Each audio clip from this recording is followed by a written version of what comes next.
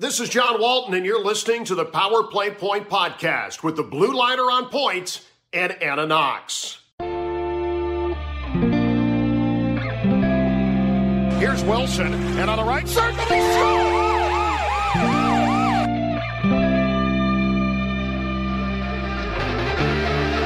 Rebound loose, wild scramble in front, score! Ovechkin with a buzzer beater! It'll count! And a hat trick tonight, number 21,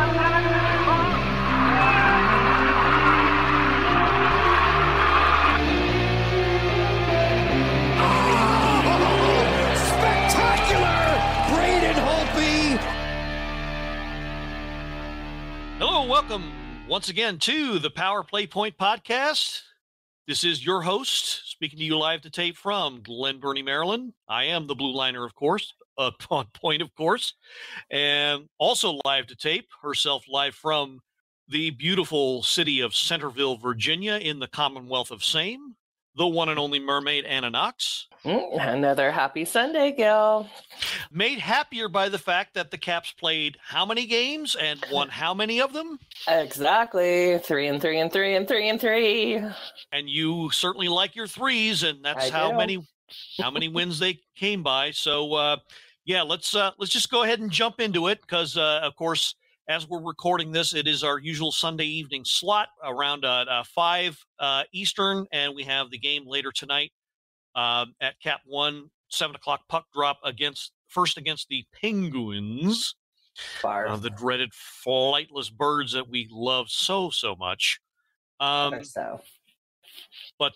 yeah, so we're going to run through the games real quick. Got a couple 3 things I'd like to mention as well afterwards. So the first of the 3 was this past Monday night, 5-3 win against the Buffalo Sabres. Now, just want to say a couple things about this. Not going to completely draw a line about this game, but I don't think the Sabres are going to be as easy and out as was thought, at least not from past years anyway. They are definitely a team that is improving. Yeah. Maybe not playoff caliber improving, but they're really not a team to be taken lightly anymore. At least from my standpoint, not really anyway. They've gotten really a lot better, much more competitive under the coaching of Don Granato. And if you know that last name, should be familiar, of course, brother of Cami Granato and Tony Granato, both great players in their own right. So it was a 5-3 win. Tommy, of course, leading the scoring, and Connor McMichael getting his second, Captain getting his 11th. I think this was the one where he tied Hull. Right. Let's see. So Tommy ended up getting the game winner, making it 4-2, his third of the year. So he naturally earned the number 1 star of the game. Quick run through the vitals, 30 shots on goal for the good guys. Power play was 1 for 3, out hit 20-11. So all you really need to know about that game, it's a typical Caps game against an outmatched opponent, but they're not going away. They fought back. They gave it a pretty good effort. I think so too. I'm not counting them out for sure. No way. No, definitely not. They got a lot of. They're building a solid core there. Tage Thompson, Cody Eakin, former Cap, got one. They're making some moves to get better. Maybe not right away, but for the long term. So I think they are where the Devils were 2 years ago. So if that's your measuring stick. So if you're thinking for the future, if you're thinking the Sabres game is going to be an easy one for the win column, don't. And I'll leave it at that. Right. Okay, so that was the first of the 3, and then it was on to the quick Michigan and Ohio road trip. And this was probably, even though the third game was action-packed and exciting to watch, this one as kind of bogged down and boring as it got sometimes, this one was probably my favorite game of the week for the end result. The 2-0 win in Detroit, of course, getting the revenge for the overtime loss. And Orlov and Eller with the goals. The Tiger, of course, with his first of the year, finally getting on the scoreboard. So needed. so very needed. And let me tell you something. I don't care if he goes into this long slump. To me, Lars Eller, if I owned a bar, if he walked into it, said, "Give me a drink," I would say, "Yes, sir, on the house. You drink for free here, sir," because of the fact that he brought the Stanley Cup to Washington, and you know what I mean. Oh, I feel the same way about Tommy. I mean, people are like, "Oh, when's he going to score? When's he going to score?" Well, we've talked about Tommy, and I don't think again he's another one I'm not worried about. And he had that he started the year with, what was it, 8 assists. Exactly. And we talked about what he does. He makes things happen out there with his skill set. He creates room and he makes the play. It doesn't start unless he does what he does. So he's another one I'm not worried about. So nope. You know, I think too many of our fans look at the score sheet and they see who's doing what and who's not on there, and they get a little too preoccupied with that. And I think it's just not, necessary. It's not necessary to do that, and it's not really representative of how they're playing. And I'm thinking that's why maybe in a few weeks, I think what we ought to do is bring back our buddy Blake from the Chirpin DMV podcast on to do another round of advanced stats. And because, I think, some of our fans need a little more education, because I think the advanced stats will really be what tells the story of who's really playing well and who's not. So absolutely. I think we need another round of that. But anyway, so getting back to this game, of course, Orlov opened the scoring, and that turned out to be the game winner. Of course, Kuznetsov with he's another one playing gangbusters with his 12th assist of the year. Mm-hmm. Yikes! And check out him playing. Check out Nick Jensen,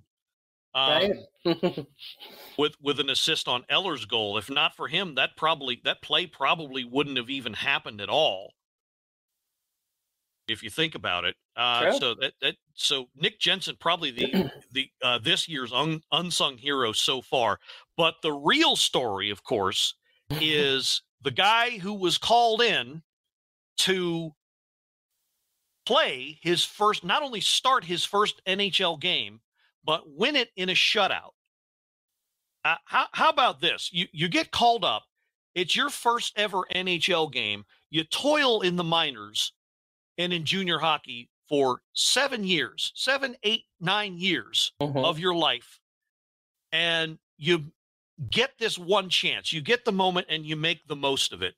And I can't think of a better story, at least so far anyway, other than Ovi's chasing the goal record. But this was awesome. This was beyond awesome. 21 shots, and he got them all. Yep.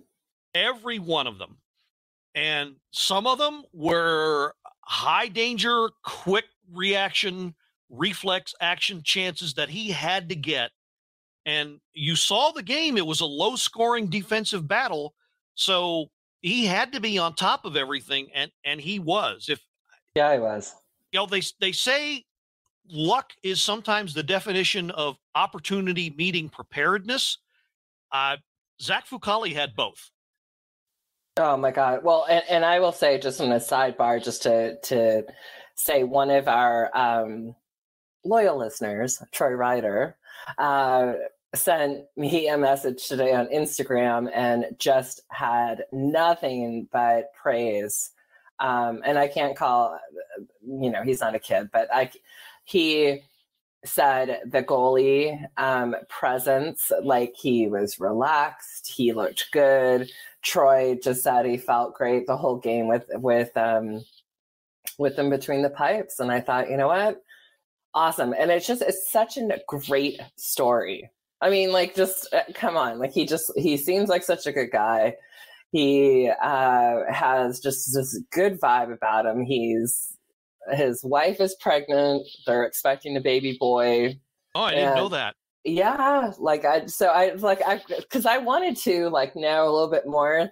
Sometimes it's same thing. You learn little tidbits about like LaPierre and other players and stuff. But I really was like, this I can't want to call him a kid. He's not a kid. God, he was awesome. And the celebration in the locker room and the it was good on him everything was just spot on. And then he wrote, I don't know if you follow him on Instagram or any of the other cap sites and stuff, but he wrote a very humble, very just heartfelt, but message, just to say, hey, thank you. Like, this has been, I've been waiting this moment forever. And I don't take, moments like that where you're like, oh, this person was waiting so long. And this person worked their ass off their whole life. And I'm sure the parents are like, oh my God, 4 a.m. hockey practice and games and this and that. And he acknowledged everybody, was so grateful, was so humbled. And that's, to me, is when I can do nothing but appreciate his sportsmanship and him as an athlete that much more.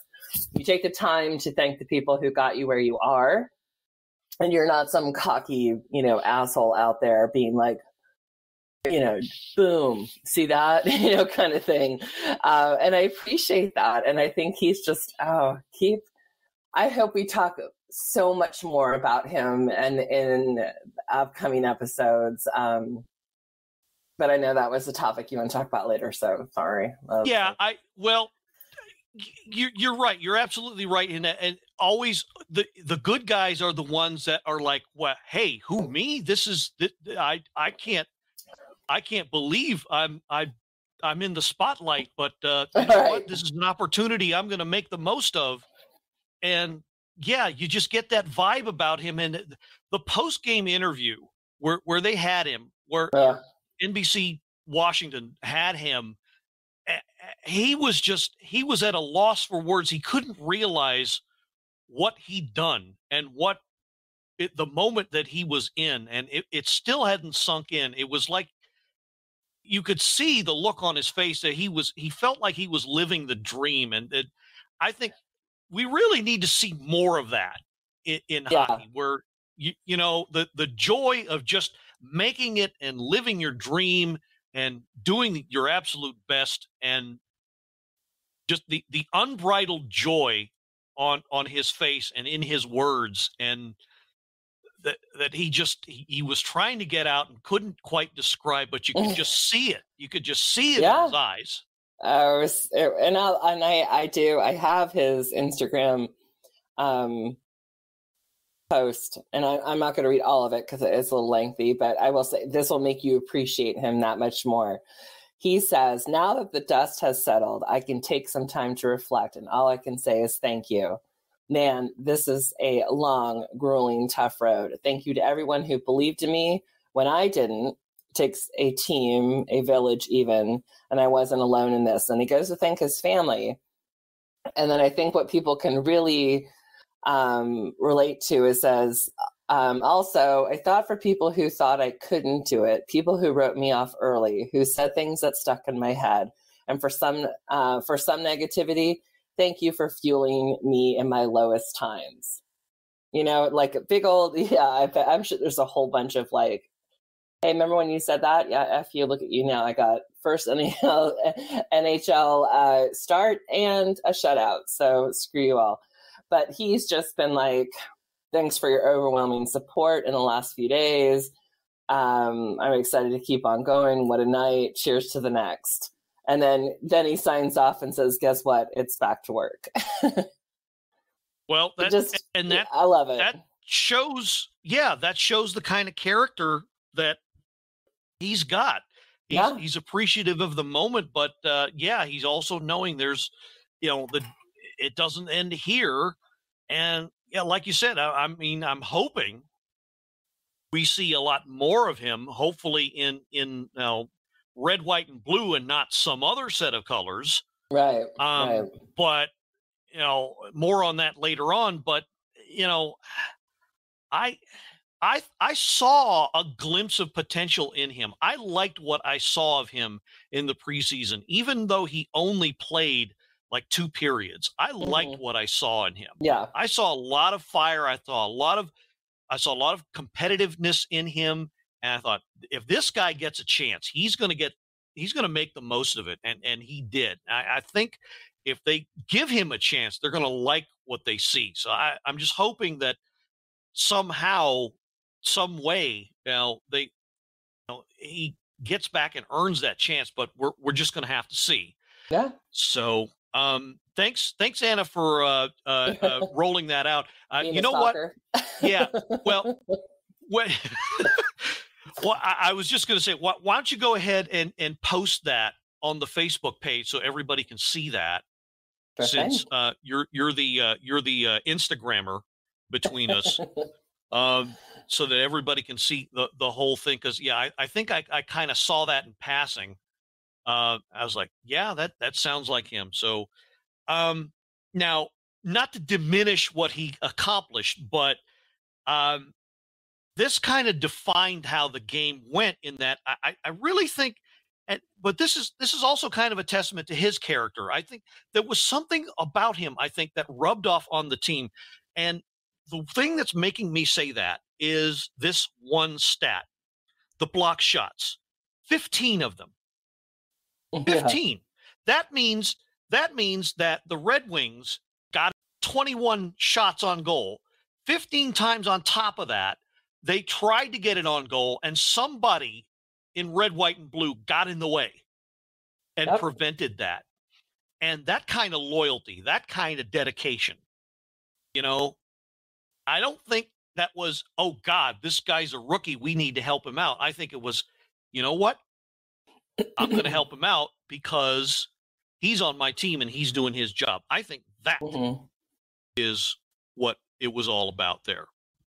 Yeah. So I think that's awesome. So that game, not just for Zach's effort, but the overall team effort. I think that game defined the week that was the week on the ice. It was an all around great game. I think probably one of the best games they've played so far this year. Which leads to the first back-to-back, which was the very next night in Columbus, Ohio, against the CBJ, the dreaded Blue Jackets. And yeah, this one, I kind of want to draw a line through it because, I mean, it started out great, but it also kind of deteriorated. Your top line drew even. They gave up the first goal. The top line drew even. The Ovechkin, of course, breaking into fourth place solo with his 12th, and Kuzi and Tommy on the assists on that one. And of course, the famous, I want to call it the Three Amigos picture, where Ovechkin's got the puck and he's flanked by his line mates, which is going to be kind of a big question if and when Backstrom comes back, how they're going to play that. So, now another reason is I kind of pulled kitchen duty this night, so I didn't actually get to see what was going on. But Garnet Hathaway then took over in the second period. He got his first and second goals about 7 minutes apart, and that made it 3-1. So what does that tell you? Don't count him out either. And I know this is going to upset you, Anna, but it's kind of got me in a bit of a singing mood. Oh. He hath the way to score it, Garnet. He hath the way to score it, Garnet. And my co-host has gone dead silent on me, which means I need to stop that. I save the singing for when Jenny co-hosts. Oh, of course. Of course, when you're a million miles away. Anyway, but moving on, and this is, this is where we're going to roll into our goalie debate in a few minutes. But the Jackets came back 22 seconds apart, second and third goals to tie it up in the middle of the period, and then it turned into a dogfight after that. Yeah, and I don't know. Not gonna, I don't know. I guess the big debate is it the defense? Is it the goalies? That's the big debate on top of Vanny versus Sammy. But like I said, more on that in a second. Now, fortunately, in the third, with time dwindling, and we had not fortunately gotten quite into the magical I really need. I seriously wish that they would change that. Well, I don't know what they just. Here's the downside. So many levels. Here's the downside of having a sponsor. Money talks and everything else walks. Of course, but the McNugget minute just sounds. It doesn't make me want to go and have McNuggets. Not really. That's for sure. Not Even really. as much as I love Joe B, it does not make me want to go and be like, oh yeah, I fingers crossed they score. Like, I want them to score. I don't need, 6-piece mystery meat to yeah as a reward. But I'm glad you mentioned Joe B, because of course today is it's his birthday. It's his birthday. And awesome. yeah, but I think I think you're right though. I think that's the chicken McNuggets are not quite the biscuit in the basket that he wants to talk about. And even though if you're really hungry, it's probably not the stuff attempt you want to make. No, maybe when I was in college, but not now. Yeah. Happy birthday, Joe B. Thanks for putting up with all of everything. But thankfully, Connor Sherry, just before that so-called minute came up, 18:38 in the third to be exact, put away the wrister. Orlov and Jensen with the assists on that one. A surprise goal. But I jumped for joy when I saw that one, because I really think Sherry's one of those underrated guys, and this goal also put me kind of in a singing mood. No. He got the way to win it, Sherry. Oh, come on. You don't like Neil Diamond? I like Sweet Caroline, and that is the extent of my Neil Diamond. All right. I'll give you that. Give you that. If you said, okay, yeah, all right, I'm fine. All right, so 3 stars of the game. Okay, I don't know who did this, but somebody goofed. Garnet Hathaway wears number 21, not number 24. Somebody goofed big time in making Connor McMichael the first star of the game. Connor McMichael did not have that was weird. He did not have a bad game. But not he did not have a number 1 star type of game. No. Mm-mm. Yeah, no. Sorry, but no, that was deserving of Mr. Garnet Hathaway for the number 1 star. So shame on whoever the hell it was that goofed that much, but yeah, be better next time is my message to that. Okay, so that's one job. Yeah, exactly. You had one job. Name the number 1 star, and you F that up. Yeah. Good Lord. Done. Seriously done. And it's usually a member of the press that does that, so I'm really wondering. But anyway, so that was the week that was on the ice. Now, I mentioned this a couple times before. I don't want to gloss over it, but I don't want to get too deep a dive, because I think we ought to wait till this upcoming road trip passes. We get more games under our belt here. But it seems that amongst some Caps fans, there is the brewings of a goalie controversy. And in one corner, you got Vitek Vanacek, who probably of the two candidates, him and Samsonov, probably is the more solid performer, but seems to have a problem closing out games. And the other candidate, of course, Ilya Samsonov, seems to not look as good, but also has the one shutout between these two guys, and has a decent winning record, has not lost in regulation. So what do you do here is the debate. Who would you rather have? You know, right. Vitek Van or Sam I Am is that question. So God, how long have you been sitting on that one? All of 15 seconds. I doubt that. I literally just thought of that. No. I feel like you were probably like wrote it down like, I gotta say this. Okay. Anyway, I want you out there listening through the earbuds, the speakers, what have you.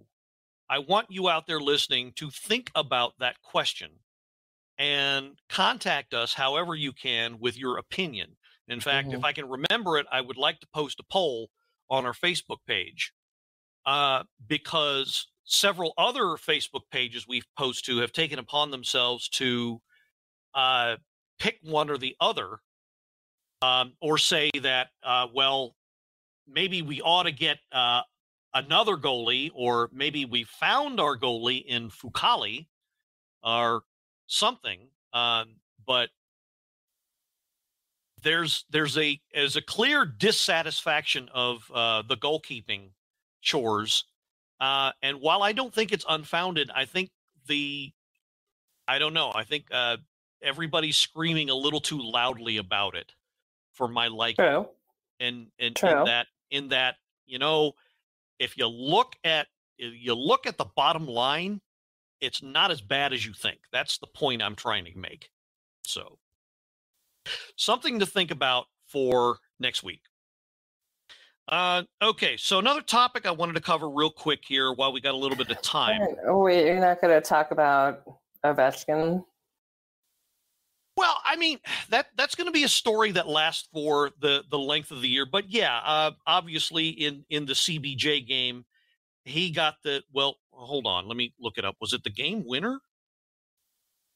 Let's see Sherry got the game winner, of course. But yes, of course, Ovechkin got his 742nd goal, which I mentioned this. He earned fourth place overall, all by himself, and of course was congratulated over the internet by the Golden Brett. And which I thought was very cool. I mean, I know it's all these pre-recorded things, but I appreciate that. But I thought that was just like fantastic, because I know there was a poll that was like, would you rather see him get it there or at home versus the Penguins? I'm like, I just want him to get it, you know, and again, not have it be the focus of the entire team. So yeah, but still, we've said it before, history in the making, and is fucking fantastic to watch.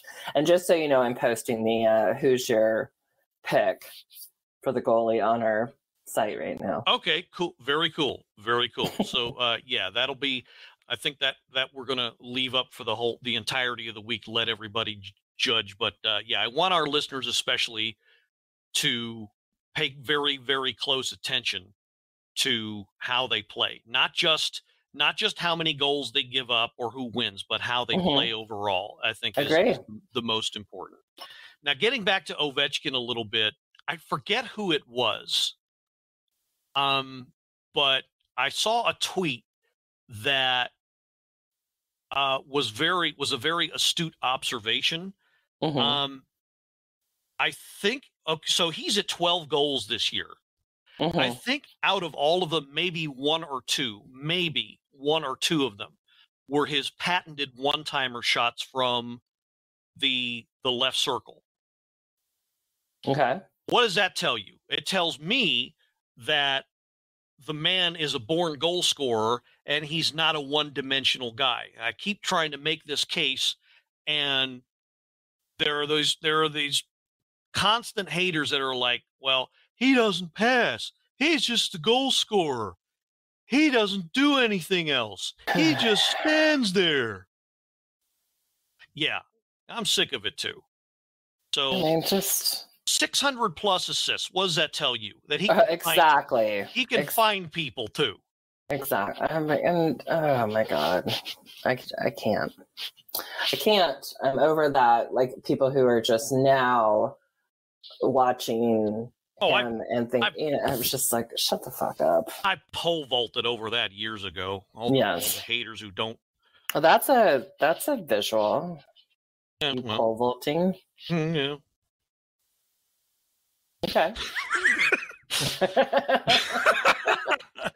Okay.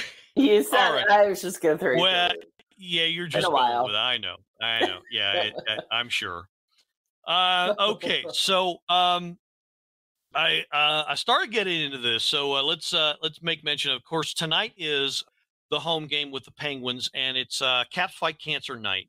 Yes. Of course, the entire month of November, the NHL dedicates to it's Hockey Fights Cancer Month, and it dedicates itself to all of the cancer charities. So if you catch the game early enough, you'll see the Caps with the lavender Hockey Fights Cancer warm-up jerseys, which of course will be auctioned off. There's a link to the website where that will take place. I'll try to see if I can remember posting it in the notes of this episode. But just wanted to draw attention to that. Of course, cancer, of course, we say it every year, and it doesn't diminish the meaning.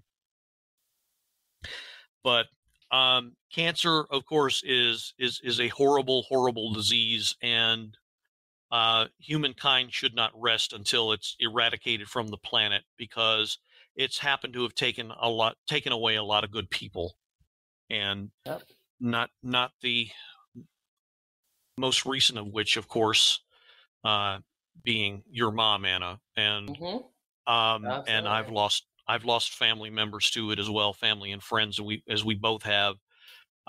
So that's why this is going to continue to be a thing.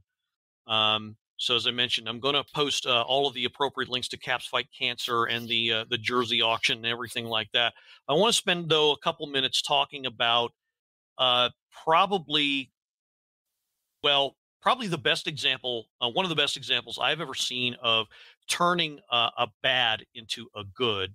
Mm-hmm. And that's of course what Linda Laughlin went through. Linda Laughlin, of course, the wife of the one and only Locker 18, Craig Laughlin, our TV analyst, alongside Joe B. And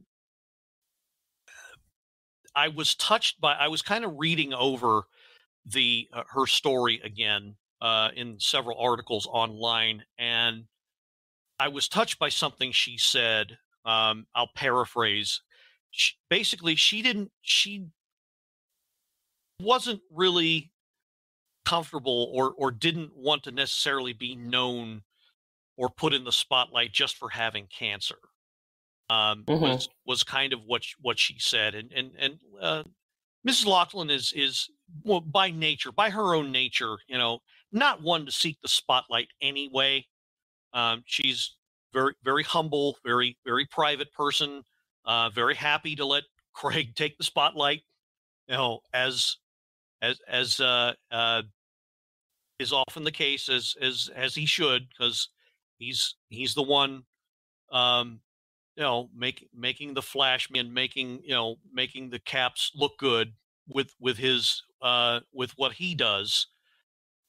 But I think Linda herself does deserve a little time in the spotlight. And of course, not just because she has cancer or had cancer. She is cancer free, thank goodness. as of a few years ago. But because of the foundation she created, the Laughlin Family Foundation, she had a rare form of cancer. So rare that I'm not even going to try and pronounce it because I know I'm going to mess it up. But she had a rare form of uterine cancer, I think it was.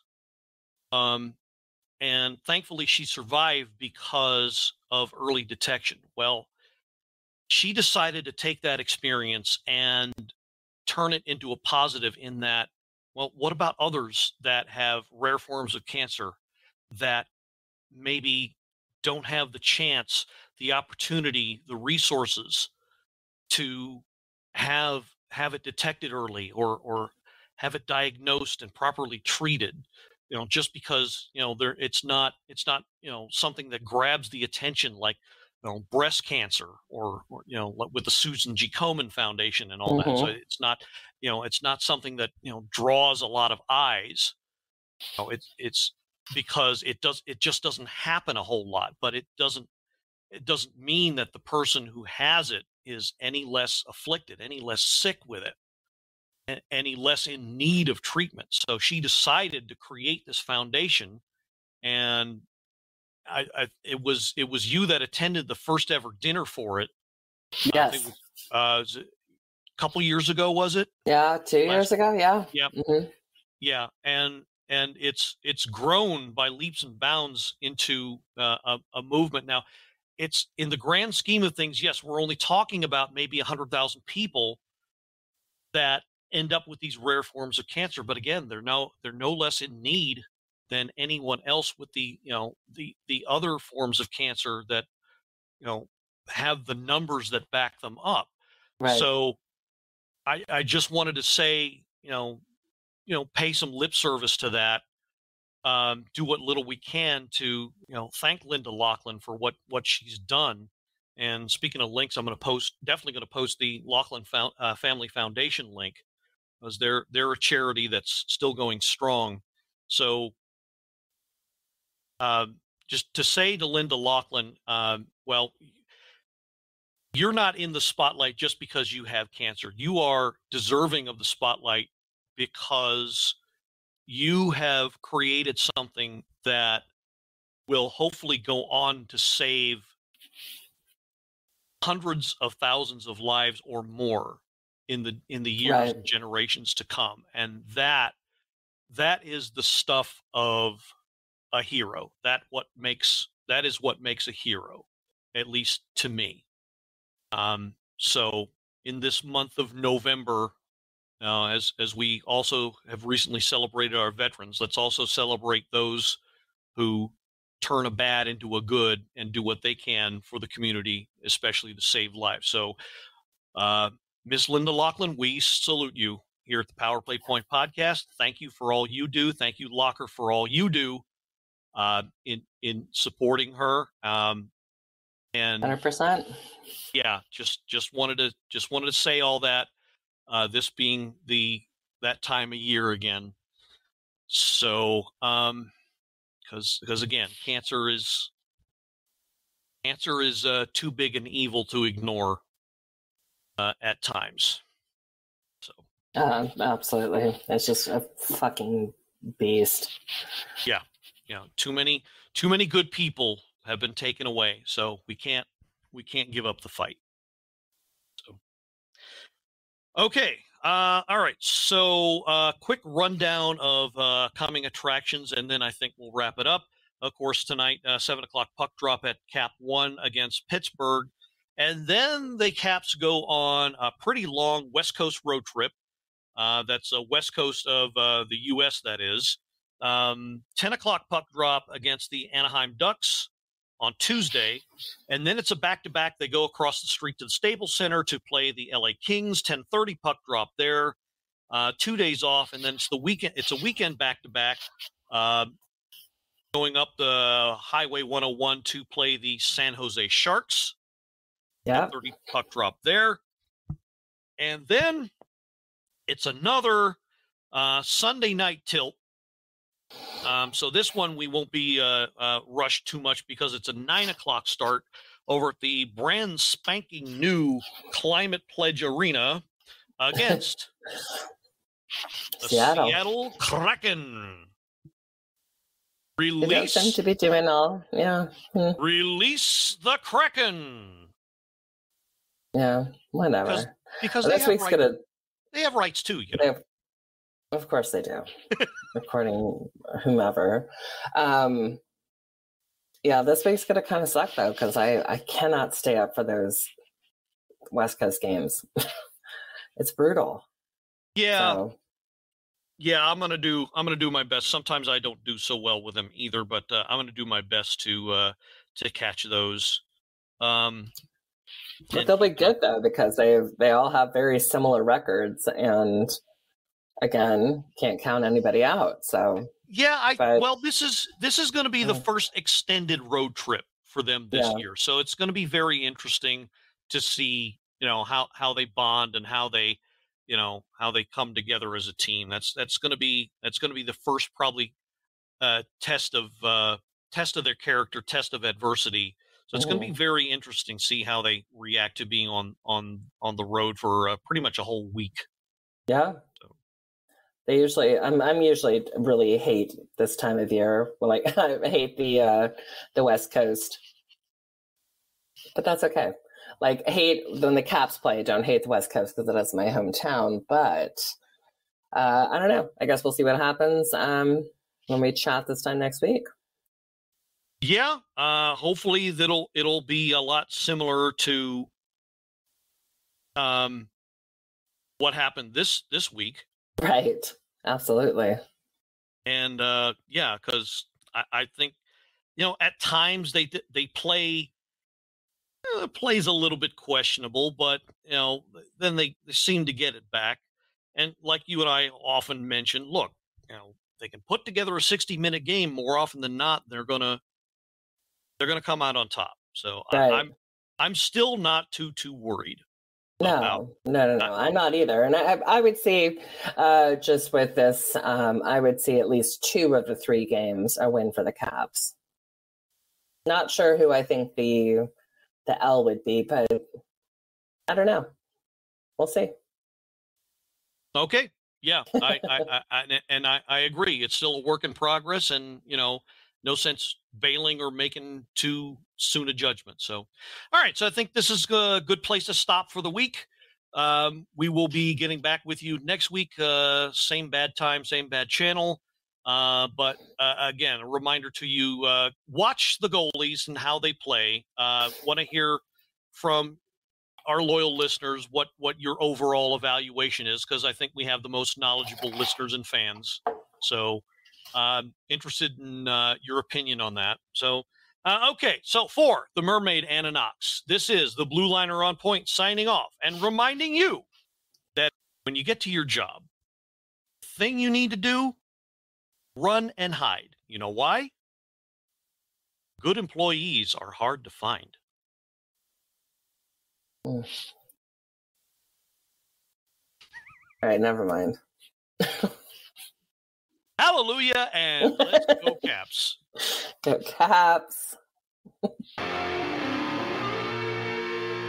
This has been another episode of the Power Play Point podcast. All episodes are available from Apple Podcasts, the Podbean app, blueliner77.podbean.com, and now available from Stitcher. Music by Joe McAllister, voiceover by Jeffrey Conkle.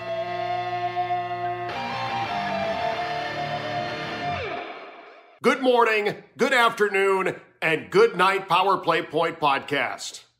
Thanks for listening.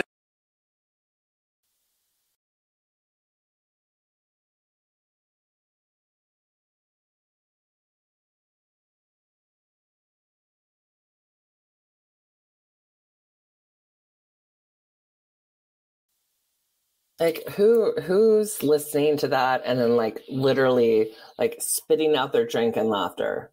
Like I need to know who is that? They're like, that was hilarious. Because what am I missing out on? Because I don't get it. I mean, I get it, but I don't.